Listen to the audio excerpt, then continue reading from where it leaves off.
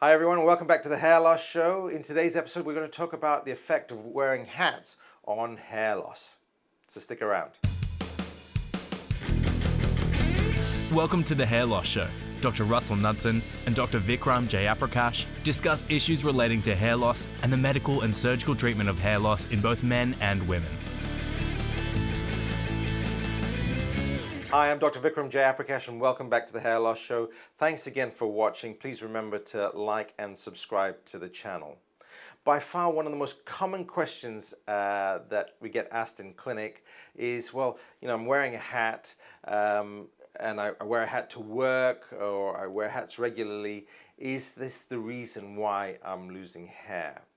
And the answer is definitively no. Right? Wearing a hat is good practice. If you're exposed to the sun, you don't want to, you want to protect yourself from UV rays.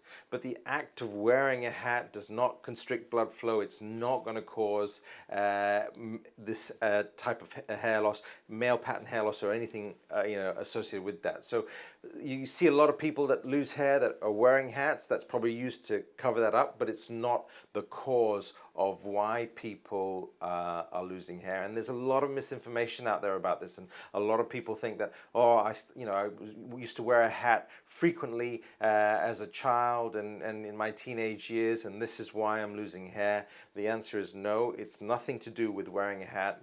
By all means, wear whatever hat you want. It's not causing any issues with your hair loss. All right, so I want to be very clear about that, because that's a very common question that we get asked, especially in clinic, and it's a very straightforward no. All right, short and sweet video, but hopefully that gets to the point and answers that question. Thanks again for watching, and we'll see you on the next episode. Take care.